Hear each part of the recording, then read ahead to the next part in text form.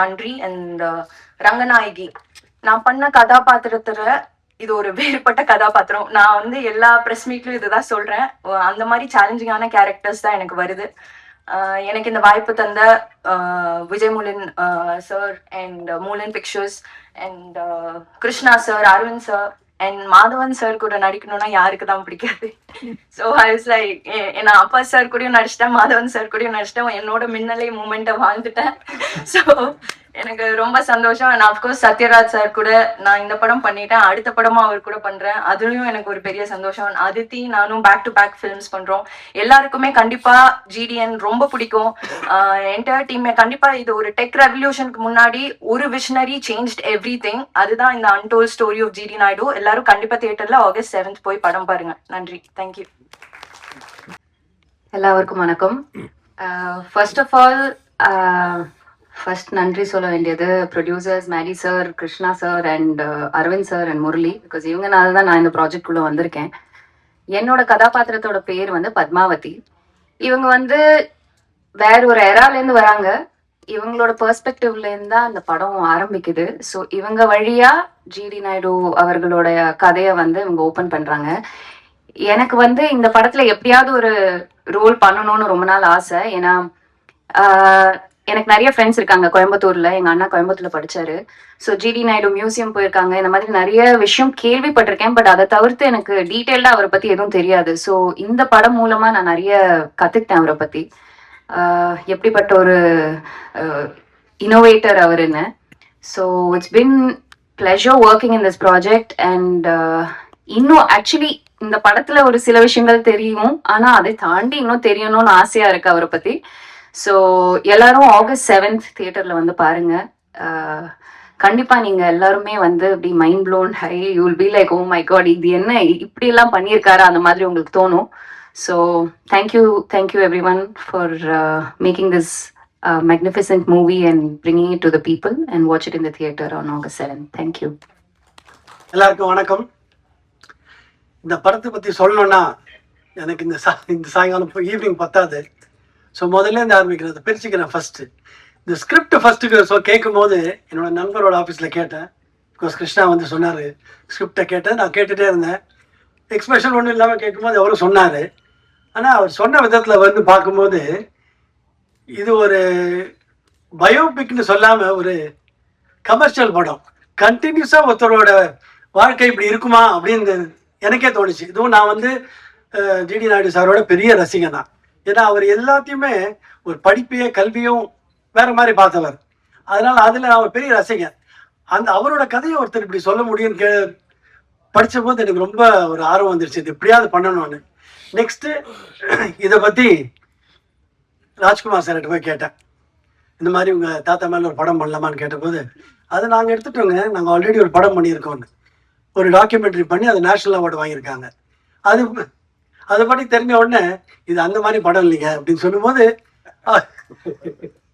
அவருக்கு படம்னா அப்புறம் என்னன்னு சொல்லும்போது அப்புறம் தான் நான் அவருக்கு எக்ஸ்பிளைன் பண்ணேன் என்னன்னு. அப்புறம் அவரு சொல்லியிருந்தார் இல்லைங்களா, அந்த மாதிரி அவர்கிட்ட போய் எக்ஸ்பிளைன் பண்ணோன்னா அவங்களுக்கு பிடிச்சது. இதுக்கு அடுத்த கட்டம் வந்து இது யார் ஒரு சயின்டிஸ்ட் பிளே பண்ணோன்னா கரெக்டான ஒரு நடிகர் தேவைங்க. எனக்கு என்னோட ரொம்ப க்ளோஸ் நண்பர் ஒருத்தர் இருக்காரு. அவர் தான் எனக்கு உடனே வந்தது. ஸ்கிரிப்டை கேட்கும் போதே எனக்கு அவரோட முகம்லாம் வந்துருச்சுங்க. வந்துட்டோன்னே நெக்ஸ்ட் அவரை போய் பார்த்துட்டு இந்த மாதிரி ஒரு கதை இருக்குன்னு கேட்டபோது அவர் எப்பவுமே எனக்கு ஏதாவது சொல்லணும்னு சொன்னேன், ஒரு காது கொடுத்து கேட்பாருங்க. கேட்டபோது கேட்டுட்டு இதுக்கப்புறம் கேட்டுட்டா நல்லா இருக்கேன்னு கேட்டுட்டு இந்த நார்மல் ஸ்கிரிப்டை ஒரு இப்போ நீங்கள் படமாக பார்க்க போகிற ஸ்கிரிப்டாக மாற்றுறதுல அவருக்கு எல்லா இதுவும் இருக்குங்க. He change the script and together இதை வந்து நான் நிறையா கற்றுட்டேங்க. நான் நிறைய படம் வேலை செஞ்சுருக்கேன், இவ்வளோ வருஷமாக வேலை செய்வேன், அது எல்லாருக்கும் தெரியுங்க.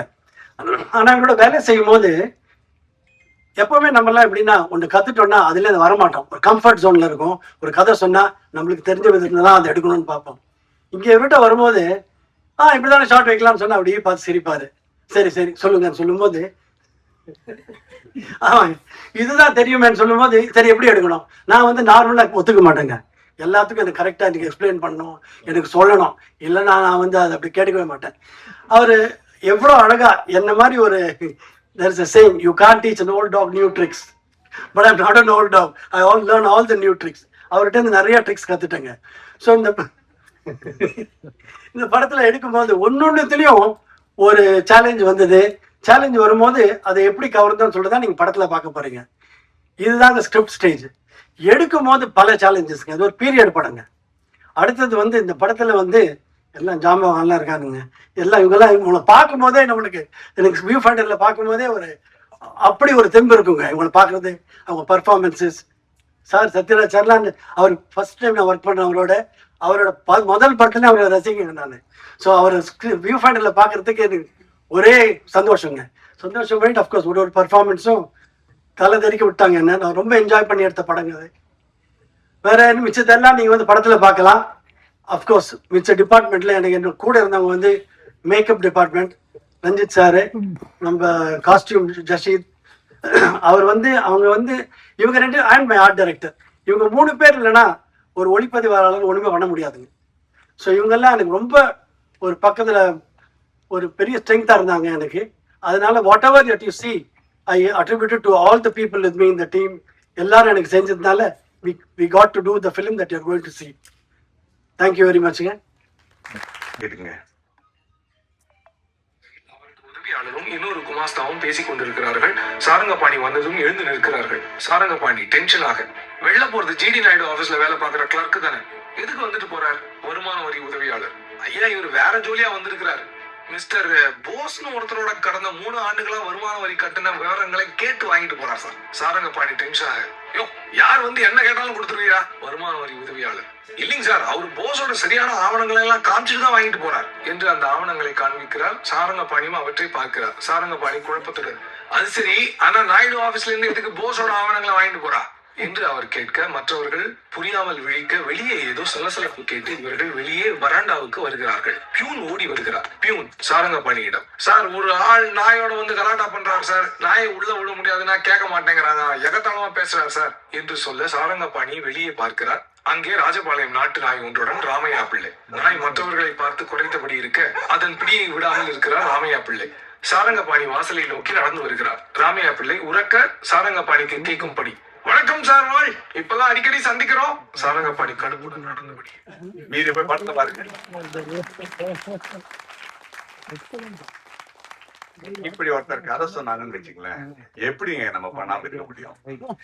இதை பத்தி கவலைப்படாத, இன்னும் 4 மணி நேரத்துல படம் பார்க்க போறாங்க. சோ இதுல நிறைய மாற்றங்கள் இருக்கு, பேரெல்லாம் மாத்திருக்கோம் நம்ம. அதனால ஏன்னா அந்த சென்சாரோட மேட்டர்லாம் இருக்கு. பட் இரியா இரியா இரியா உன் குரல்லாம் எனக்கு ராத்திரி கூட கேக்குது. ஸோ அந்த மாதிரி ப்ரெப் இருக்கும்போது எந்த நடிகனாலையும் இல்லைன்னு சொல்ல முடியாது. ஸோ இந்த வாய்ப்பு எனக்கு கிடைச்சிருக்கு. நான் வந்து ரொம்ப ரொம்ப பெருமைப்படுறேன். காந்தின்னு ஒரு படம் சொன்னா நீங்க வந்து பென் கிங்ஸ்லி பத்தி தான் யோசிப்பீங்க. பிகாஸ் இல்லை நம்ம வந்து அன்னைக்கு நம்ம பேசிட்டு இருக்கோமோ வீரபாண்டிய கட்டபொம்மன்னா நமக்கு வந்து சிவாஜி கணேசன் சார் தான் ஞாபகம் வருவாரு. அது ஒரு பெருமையோட ஒரு பொறுப்பு கூட தான். So I hope that with GD Naidu I have done justice to one great legendary man. Thank you very much. நன்றி. 3 மணி நேரத்துல படம் ஸ்டார்ட் ஆகும் போது நீங்க சீக்கிரம் கிளம்பி போய் ஃபேமிலியோட திருப்பி வந்துருங்க, படம் பாருங்க please. Thank you. Check. Thank you, sir. Thank you so much. Yes. So I request the entire cast and crew to please join on stage for a group picture.